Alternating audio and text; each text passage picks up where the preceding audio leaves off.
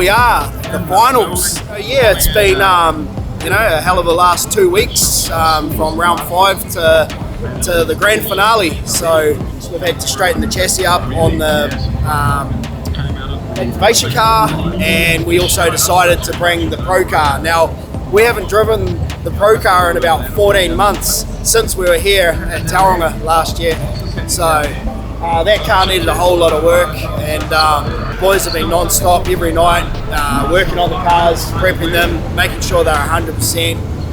We've had new drive shafts built, with new axles, we've done new diffs, we've just done everything we possibly can, and just bring both cars. I want to do well for my sponsors and put on a good show here,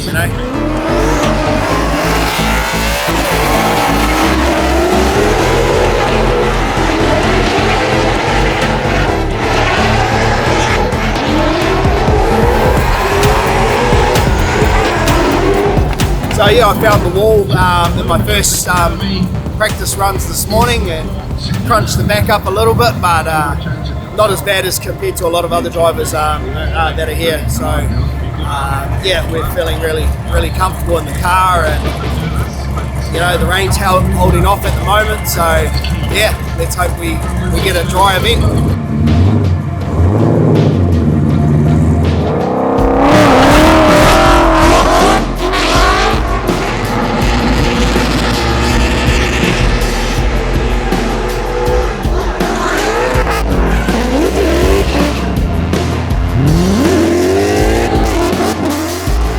Championship leader Fanga Dan here didn't qualify so well, and you're up against Sean Potros, which is an enormous battle. Qualifying last night was it was really tight, and I was actually more excited to see a lot of the other drivers do really well, because I think they put on an awesome show. So sound like their uncle. Yeah, I know. I am the old boy in the sport, So I'm still having fun, mate, and we'll keep going. Fanga Dan Wheelhouse sets the Century Batteries, Trias Tyres, Castrol, CTB Performance. That is a beautiful car, the Mustang. This one here is about the championship right now. What can Fanga Dan do? What Sean Potros going to offer? Fanga Dan throws it into that sweeper. He wants a good, clean lead run, opening the door up. Sean Potros, look at him. Gaining up that proximity, jumping on the door here. They transition into the drop here, doing a nice job as Fanga. Probably not getting as wide as he needs to, but Sean Potros sticking to him like glue. They transition now to get back up onto that outside zone. Fanga pulling a little gap. Look at him sitting the car up on the wall. Sean Potros is matching it as well. They've got a decision. OMT says one, Fanga Dan says the other. What is... Oh, wow. One more time. Straight down the middle we go. Wow.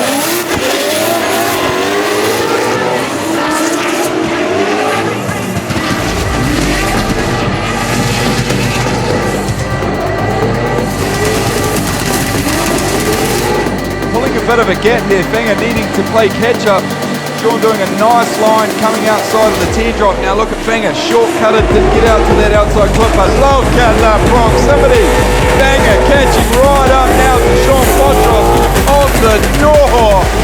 Woo! Oh, one strike to Fanga, two strikes to Fanga. Fanga Dan goes through. Oh, he was such an awesome battler to chase, but he actually stacked on heaps more angle, and it actually made it easier to see in that run. And we just kept my foot into it, and I tagged the wall a little bit harder than what I wanted to on my lead, but absolutely stoked. Championship number 3 moving a little bit closer for Fanga Dan.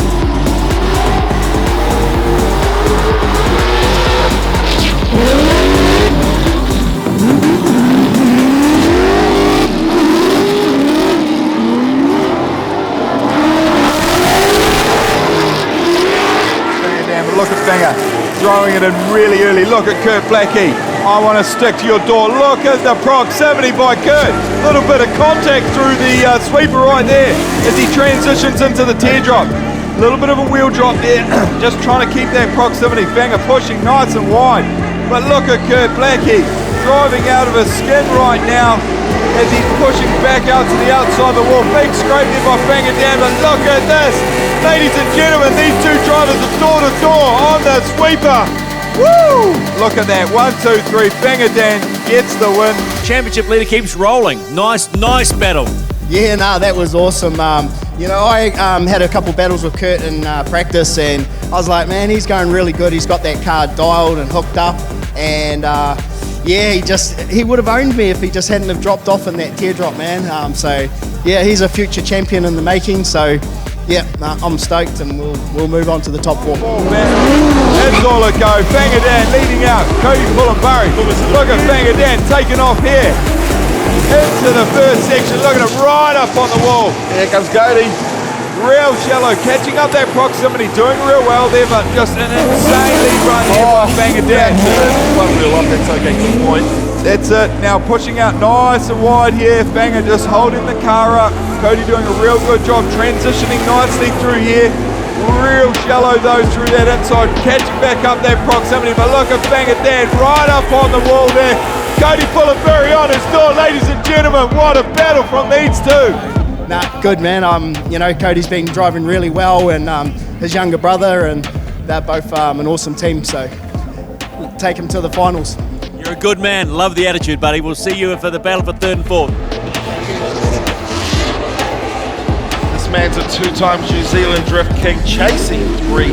Will he get it tonight as we line up side by side the battle for 3rd and 4th position?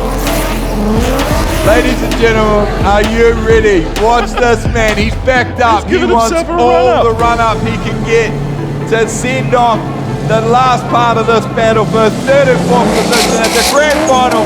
Here we go. Fanga Dan leading out Luke Fink into the first section. Look at this Fanga. Nice and high up onto the wall. Look at Luke Fink right on the door. How are you there? Little 400 horsepower R32 doing it well. Look at him transition so nicely through here. Luke a little bit shallow through this midsection, or actually really shallow through this midsection. Doesn't have the power. Trying to reinitiate and watch him dive back on the door here to Fanga. Look at him right up on the wall. Ladies and gentlemen, this is Luke Fink from Australia. Touching the door of Fanga Dan Woolhouse. What a battle we have just seen. Oh, that was absolutely awesome. You know, I could hear him there the whole way around, and I just stuck to, you know, what the judges wanted to qualifying, and I think it really worked. And I actually, the first time I ran around the wall without like bumping it a little bit and upsetting the front steering. So I was super happy with those runs. And your champion in 2022 in the Valvoline D1NZ Championship will be presented by defending champion Darren Kelly on 458 points, and he'll join Darren as a 3-time champion. Give it up for Fanga Dan!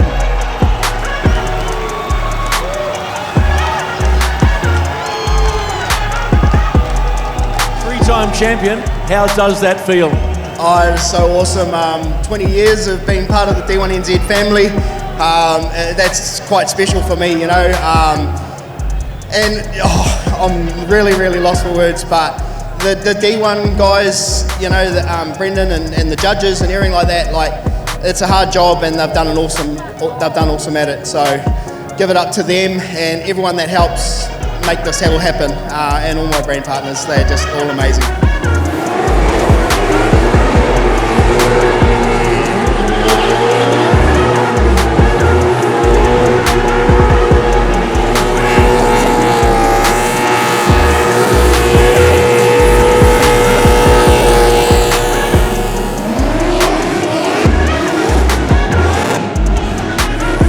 So we're back in the FDC stables after the championship that we took out, which was absolutely amazing. What a hell of a season it was, to put our, what we called the activation car on the top step, and just absolutely amazing. To win the championship in this car was to prove that, like, what we built here in New Zealand could do the job. This was just our fun car, you know, to take people for rides and stuff like that. But it was something that me and my team built ourselves. It wasn't the fastest car out there. It was just something that was like a challenge. This car was built to showcase a Spec 3 RTR car, you know, that anyone could buy from a dealership. 750 horsepower, supercharged. We showcased that, you know, we had a number of podiums in the early days of building this car. When we decided that we were going to run this car this season, we bumped the power up, you know, it was 930 odd horsepower, still with just about all the stock Ford performance parts or what you could purchase in an RTR vehicle, and we just keep turning the wick up. It's just a weapon of a machine, you know. We did a bit of suspension work, we did some weight changes. I guess I made it just suit me, you know, like I just felt happy about, you know, driving something that I love to look at. My fans were coming up to me and they're like, I really love the car this season, you know, like Nicole picked the wild colours and you know, we had the design work done by AWS and it popped, you know, and that made me feel good about driving the car as well, you know, so that also had a big part of the championship. Folks, that's your championship podium, and your champion is Fanga Dan.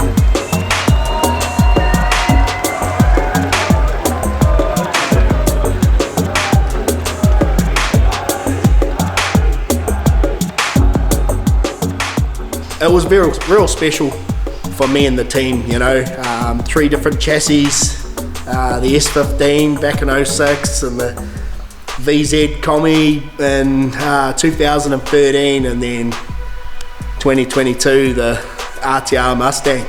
To pull 3 championships off in 3 different vehicles, not only the vehicle, like the challenge that I've had building the vehicles and trying to win championships in these vehicles, but to also look at, you know, our competition, that, you know, like there's some awesome drivers in our competition and they've been pushing and pushing and pushing, and that's what made it even more special.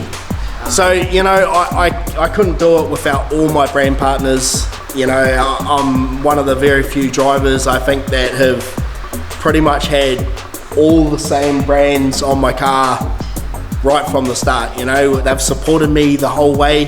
Century Batteries, you know, I work for Century Batteries. That's my full-time job.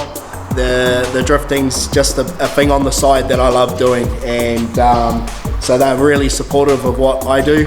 Castrol have been with me right from the start. The trust in the products and stuff that we've run in all our cars, they've had a massive play in all those championships, you know. X-Force Exhaust, Tri-Ace, BGW, you know, they've supported me again for pretty much right from the start. You know, right back from the S15 with the ROH wheels.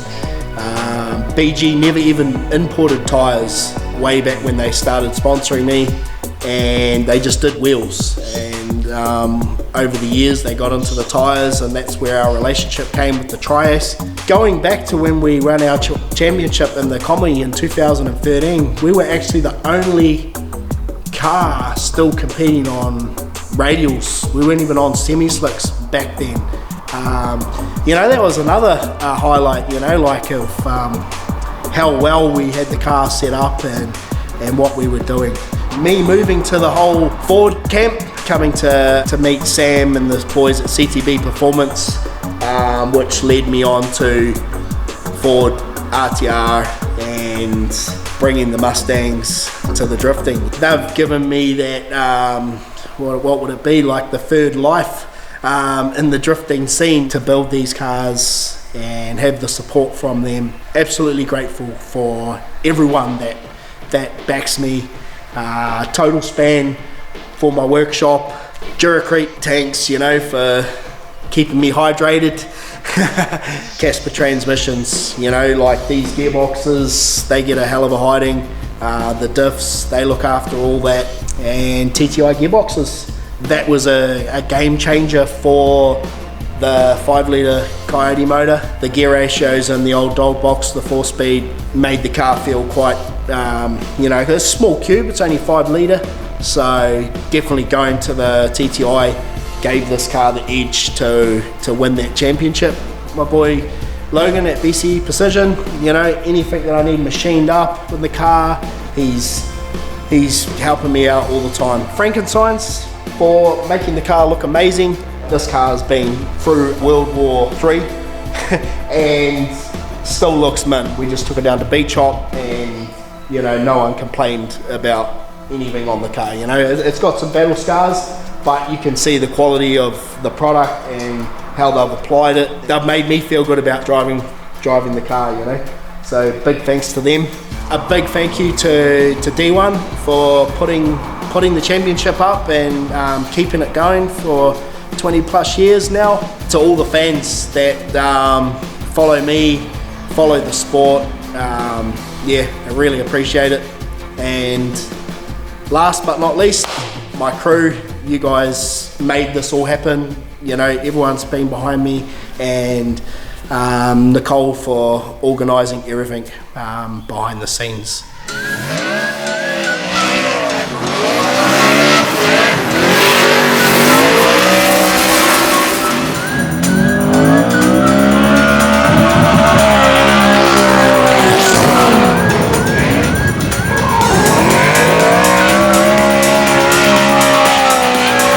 So 2023 is another exciting year for me. We've decided that we've got the Mustang on winning the championship. Now it's back to the actual pro car, which, you know, I wouldn't say we struggled. Like, we could drive that car straight off the ship. It was very different. I think the first couple of seasons we were just like trying to tame the beast down. And what we learned over those couple of seasons was we took so much development out of the car, and we started getting unstuck in a lot of battles. We've made the changes, we're rebuilding the engine as we speak. The car's gonna have a new look, it's gonna look awesome, it's gonna sound awesome, because that Roush Yates engine just screams to the moon and back. And I can't wait to get that car back out. That's my next challenge, to try and go out there and do well in that car and just make it suit our championship, you know, suit the competition that we're running against, and be super competitive and consistent. The consistency is what we lacked in that car a little bit, you know. I could always go out and I could qualify number one and put the car wherever the judges wanted, but we got stuck, you know, in certain battles. So we know we were going wrong. I can't wait to just bring that car out and have some fun, and really looking forward to 2023.